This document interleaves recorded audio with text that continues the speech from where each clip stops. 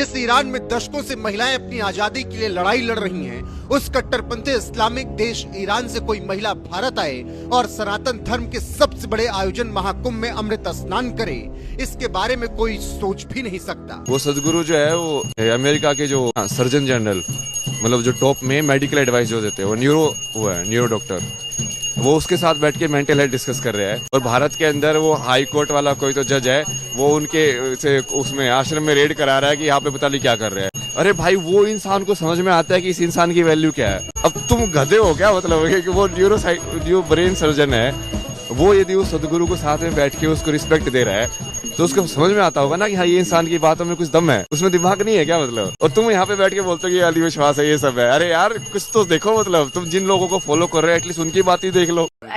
We can say, first of all, we can say that we have Kumbh Mela every day in our center in Italy, thanks to our my Baba Guruji, because he always teach us such a great things about India, and he is spreading all your deep culture and ancient culture in Italy. Some of them also talks about spirituality and natural medicine, so they can also help other people to reach their to reach this in life.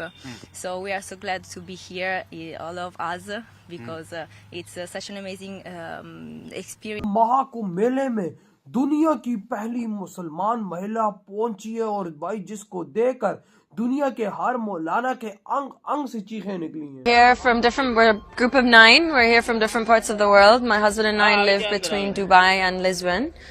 And it's our first time here, and it's our second day, and it's very nice. पूरा 1.5 महीना बाकी है, आज कल सुबह से स्नान लेना है। क्या पता उधर ही वो सनातन धर्म अपना ले, वो सारी चीजें देख कर पहली दफा पहुंची है। सबसे महंगा मोती का माला है, पूरे 11,500 रुपए का। 11,500 की माला पहनी हुई है। हाँ, जिसको नॉलेज रहता है वही पहनता है। जितना अपने सीने को टच करेगा उतना फायदा होता है। ठंडे दिमाग शांति के लिए होता है। मतलब पढ़ाई लिखाई कहाँ तक की है आप? नहीं किए। हमें यही अच्छा लगता है। ज्यादा पढ़े लिखे बेवकूफ होते हैं अनपढ़ के बाद में। अच्छा, पढ़े लिखे बेवकूफ होते हैं। हाँ। लोग पढ़े लिखों को भी मतलब बेवकूफ बना सकते हैं। हमारे साथ है ना हमेशा, वही बताते रहते हैं क्या करना है। यहाँ से सनातन की धर्म ध्वजा 7वें आसमान तक लहरा रही है, और यही सनातन अब पूरी दुनिया को भी पसंद आ रहा है। तभी तो विदेशों से श्रद्धालु न सिर्फ सनातनी पर्व में शामिल हो रहे हैं, बल्कि सनातन का गुणगान कर रहे हैं। मुसलमान महिलाओं में भी इंटरेस्ट बढ़ रहा है इस टाइम, सनातन धर्म का वो पहुंच रही है भाई साहब महाकुंभ मेले में। मैं तो हिल गया, मैंने कहा यार कोई नई मुसलमान महिला तो नहीं आई होगी, लेकिन आज वो भी देखने को मिल गया कि मुसलमान महिला भी पहुंच चुकी। नमस्कार दोस्तों, महाकुंभ चल रहा है और महाकुंभ को लेके अब पूरी दुनिया में चर्चाएं हो रही हैं। ज़्यादातर न्यूज़ चैनल, यूट्यूब पे और हर जगह आपको महाकुंभ ही महाकुंभ दिखेगा। पूरी दुनिया में महाकुंभ की धूम मची हुई। अब ये सब देख के जो कट्टरपंथी हैं, कहीं उन्हें डर हो गया कि कहीं बड़ी संख्या में लोगों की घर वापसी ना हो जाए। पाकिस्तान में ये डर बुरी तरह से फैल चुका है, खासकर जब इन लोगों को पता चला कि ईरान और सऊदी अरेबिया से भी लोग महाकुंभ में आ रहे हैं और इससे इतना ज़्यादा प्रभावित हो रहे हैं। तो अब इन लोगों को डर है कि कहीं इनकी घर वापसी ना हो जाए और ये लोग सनातन धर्म ना अपना लें। अब पाकिस्तान में मुल्ला मौलवी जो हैं वो पूरी तरह से डरे हुए हैं कुंभ से। कुंभ को लेके इतना ज़्यादा डर है कि इन्होंने अपने कई यूट्यूबर्स को बैन कर दिया है जो कुंभ की रिपोर्ट कर रहे थे। और अब इनके मुल्ला मौलवियों को पूरा डर है कि कहीं पाकिस्तान की घर वापसी ना हो जाए इस महाकुंभ में। आप इस सबके बारे में क्या सोचते हैं? क्या वाकई महाकुंभ के द्वारा पाकिस्तान की घर वापसी हो सकती है? आपके जो भी विचार हो कमेंट बॉक्स में जरूर लिखिए। अब देखिए दोस्तों, महाकुंभ में इतने भांति भांति के संत आ रहे हैं, साधु आ रहे हैं, जिन्हें देखकर भी पाकिस्तानी पूरी तरह से शॉक्ड हैं। साथ ही साथ हम देख सकते हैं कि महाकुंभ सिर्फ एक धार्मिक आयोजन नहीं है, बल्कि एक अर्थव्यवस्था भी है। लोग कितनी दूर से कहां से आ रहे हैं, जिनको मौका मिल रहा है इस महाकुंभ में कुछ पैसा कमाने का। तो वीडियो आपको अच्छा लगा हो तो लाइक करें, शेयर करें, चैनल को सब्सक्राइब करना ना भूलें, बेल का आइकन प्रेस कर दें लेटेस्ट नोटिफिकेशन के लिए, और कमेंट बॉक्स में जय श्री राम जरूर लिखें। जय श्री राम। 1000 का लोग माला क्यों लेंगे आपसे? लेते हैं, जिसको पहचान रहती है 11,000 क्या 15,000 भी दे देता है। अच्छा, मतलब जिसको पहचान रहती है वो 15,000 तक का माला खरीदते हैं। हाँ। और पहनते हैं। हाँ। इस माला को पहनने से क्या कुछ मिलता ये है? चंद्र का मोती का माला होता है, शिव के मोती का, ये ठंडे दिमाग के लिए होता है। ठंडे दिमाग के लिए होता है ना। तो लोग शांति के लिए इतना महंगा महंगा माला भी पहनते हैं। आप जैसे कि 11,500 की पहनी हुई है। नहीं, जिसको नॉलेज रहता है वही पहनता है, जिसको नॉलेज नहीं रहता वो नहीं पहनता है। इसलिए आप इतना खुश दिख रही है। कभी टेंशन तकलीफ नहीं होता है? होता है, क्यों नहीं होता है, सभी को होता है, पर हम खुशी खुशी से माला बेचते हैं, हंसी खुशी से। खुशी खुशी। मरेंगे तो साथ में पैसे थोड़ी ना आएंगे। क्या बोल रही है आप? मरेंगे तो साथ में पैसे थोड़ी ना आएगी। अच्छा, मरेंगे तो साथ में पैसे नहीं जाएंगे, तो इसलिए आप कितना का माला पहनी है? मेरे हो गए ये 7-8 हजार रुपए के। 7-8 हजार के होंगे ये सारे 11। स्टोन का है, रियल स्टोन का है सब। अच्छा, सबसे ज्यादा लोग जब आपके पास माला खरीदने के लिए आते हैं, कौन सा माला का सबसे ज्यादा डिमांड? रुद्राक्ष, रुद्राक्ष अच्छा, ये छोटे वाला दाने ना? का। हाँ। ये वाला माला लोग ज्यादा खरीदते हैं। हाँ और कई लोग ऐसा भी मिलते होंगे जो ज्यादा महंगा महंगा वाला भी खरीदते हाँ, हैं ना? मिलते हैं ना, कई लोग मिलते हैं हाँ। हमारे साथ। हमारे पास में हत्ता जोड़ी है, ये भी मतलब जैसे वनस्पति होता है ना, पूजा वस्तु के सामान, वो भी बेचते हैं हम। अच्छा, वो भी बेचती है? हाँ। वो भी रखी हुई है क्या? नहीं, वो अभी नहीं है, ये स्टोन है। अच्छा, स्टोन है। जितनी तलवारें उठाओगे उतना मुसलमान भागेगा, जितना घर की खेती कप वो बच्चों की खेती बनाओगे उतना भागेंगी, जितना भाई साहब मशीन बच्चों की निकालोगे उतनी भागेंगी। देख लो भाई, पहुंच चुकी है भाई इस दुनिया की पहली मुसलमान महिला पहुंच चुकी है वहां पर महाकुंभ मेले में। पूरा 1.5 महीना बाकी है, आज कल सुबह उसे स्नान लेना है। क्या पता उधर ही वो सनातन धर्म अपना ले, वो सारी चीजें देख और पहली दफा पहुंची है वहाँ एक्सपीरियंस करने। भाई साहब देखो ना, सनातन धर्म को किस तरह जानने से के लिए मुसलमान महिलाओं में भी इंटरेस्ट बढ़ रहा है इस टाइम। सनातन धर्म का वो पहुंच रही है भाई साहब महाकुंभ मेले में। मैं तो हिल गया, मैंने कहा यार कोई नई मुसलमान महिला तो नहीं आई होगी, लेकिन आज पता वो चला भी देखने को मिल गया कि मुसलमान महिला भी पहुंच चुकी है।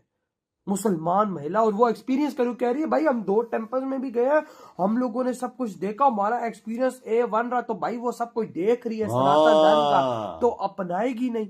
ये कैसे हो सकता है? ये तो सवाल ही नहीं पैदा होता वही ना। सनातन धर्म एक दफा अगर आ जाए ना भाई साहब आपके सामने, तो आप उसको अपनाए बगैर रह नहीं पाओगे। बिल्कुल। और आज वो भी देखो खड़े होके क्या बोल रही थी, कहती है कि भाई साहब हम लोग टेंट सिटी में ना, हमारा एक्सपीरियंस बहुत A1 रहा है, हमें बहुत मजा आ रहा है, मैंने कल सुबह स्नान लेना है, वो भी लूंगी। बता देखो एक्सपीरियंस फिलहाल कर रही है, जान रही है सनातन धर्म को, सनातन धर्म में क्या क्या चीजें। इसको रोका ही नहीं कि भाई तू मुसलमान है, तूने हमारे इस इवेंट को खराब कर दिया, उसको मारा नहीं तलवारें पकड़ के जैसे हमारे यहाँ करते हैं। वो देख ना यार, सारा घूम रही है, फिर रही है, रह रही है, यार चुकी है। भाई साहब कट्टरता से निकलो, नहीं तो काम खराब हो जाना है। उधर देख अमेरिका से जो आई हुई है, वो देख उसका भाई साहब उसका लेवल तो अलग ही है। तो हिंदी में बात कर रही तो है। मोदी जी का शुक्रिया अदा कर रही है, योगी जी, मतलब के मोदी जी का भाई साहब नाम दुनिया के कोने कोने में इस टाइम चल रहा है। दुनिया का कोना कोना इस टाइम मोदी जी का नाम ले रहा है। देख लो क्या चीज हो रही है भाई साहब। वाकया वजह कोई शक नहीं है यार। योगी जी और जोगी जी जो जिन्होंने इकट्ठा किया, ये कुंभ मेला किया 144 साल बाद, 44-45 करोड़ बंदों का इकट्ठा किया, लोग दुनिया जान रही है कि ये कैसे हो वही गया ना, तभी तो आज मुसलमान भी आ रही है महिलाएं। बढ़िया बढ़िया, लाइक नेट जियो वगैरह में भी फोटोग्राफ मेरी फीचर हुई ना। तो पहले आपने इंजीनियरिंग कॉलेज में दाखिला लिया, और उसके बाद फोटोग्राफी का भी आपने 1 साल का लगभग किया है। हाँ, professional, like professional wedding photography, सब एनिमेशन, डिजाइन। फिर उस पर मैंने 1.5 साल उस कंपनी में भी काम किया एज ए डिजाइनर। जो आपने ये जो साधु का रूप, जो वैराग्य आप बता रहे हो, ये जो आपने रूप धारण किया है, ये क्या सोच समझ कर किया है आपने?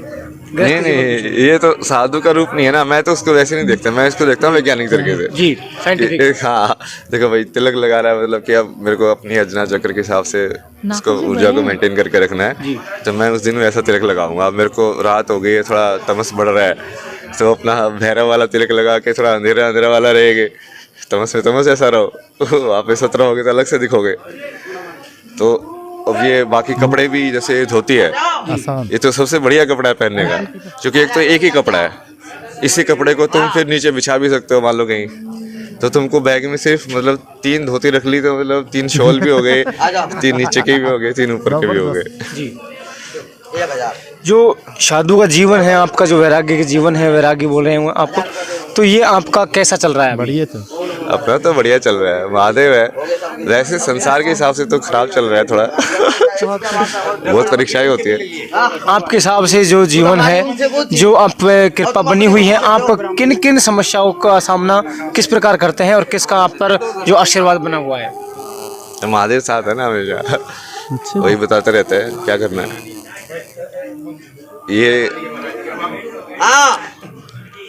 साधना ही बोल लो इसको, मतलब कि इसमें तुम समझोगे ना कि जिस चीज़ को तुम एक्चुअली भगवान मानते हो, जैसे मैं बोला ना महादेव, तो वो क्या है। जैसे मेरे जीवन को तुम देखोगे, अभी तुम उसी की बात कर रहे हैं ना, जिस यहाँ का जीवन तो उसमें अब मैंने क्या किया, मैंने आया, मेरे को कुछ समझ में आया, फिर मैंने महादेव को इष्ट माना, मान ले भगवान माना। मतलब क्या, वो महादेव कहाँ है, किसने माना, मैंने माना। तो मैंने अपने आप को दो भाग में विभाजित कर दिया। एक मैं हूँ जो यहाँ पे 34 साल का है, जो ये कर रहा है, और एक दूसरी है मेरे अंदर एक हिस्सा जो भगवान का हिस्सा है। अभी जो बैठे हुए वो शरीर है। हाँ, तो उसको भक्ति के हिसाब से फिर तुम कर सकते हो। फिर तुम इस कहानी को भी जी सकते हो, क्योंकि इस कहानी के हिसाब से जब तुम नर बन जाओगे तो वो नारायण बन जाएगा। जी, आप जो आम लोग जैसे भाई साहब यहाँ पर बैठे हुए हैं, जयपुर से आए हुए हैं, तो इनसे मिलकर आपको कैसा लग रहा है आम जीवन के लिए? नहीं, यही सब तो सीखने के लिए कहानी में एंटर करनी है ना मेरे को। अच्छा, मेरे को अपना कार्य पूरा करने के लिए इस जो रियलिटी है, इस रियलिटी की कहानियों में एंट्री करनी है। एंट्री मतलब कि अब वो कहानी मैं सिर्फ अपने में नहीं जी रहा हूँ, अब वो एक साथ कहीं उसमें सामाजिक मतलब जो होता है ना, तो उसके तरीके से अपना जो काम है कि ये सारा ज्ञान वगैरह फिर से आए, उसको फिर से सेटअप हो जाए। वैसा पूरा जो गुरुकुल सिस्टम था, पूरा जो आश्रम सिस्टम था जीवन जीने का, वो क्यों बना था, उसको सोच समझ के बनाया होगा ना कि हाँ ये पहले ये करना, ब्रह्मचार्य आश्रम, फिर गृहस्थ आश्रम, फिर ऐसा आश्रम, फिर ये आश्रम। वो अभी जैसे अभी हम करते हैं, अभी भी तो वही कर रहे हैं। प्लानिंग जो होती है कि 65 में रिटायर होना, तो अभी भी तो वही कर रहे हैं कि हाँ 22 तक पढ़ेंगे, 22 से 55 तक 60 तक नौकरी करेंगे, 60 से 75 तक रिटायर हो जाएंगे। अब वो उन्होंने ज़्यादा अच्छे से प्लानिंग की थी, जो कि उनकी समझ थी कि हाँ यार भगवान का नाम लेना चाहिए। तो रिटायर की जगह पे वो संन्यास था। तो अभी आप इसे एज ए स्टडी लेते हो कि सीखने को मिल रहा है, चल रही है, जो भी लोग मिलते हैं आपसे? हाँ, मतलब उसको अलग भाषा में जैसे मैं किसी को बताता हूँ, वो ऐसा है कि तुम चेतना को समाहित कर रहे हो अपने अंदर।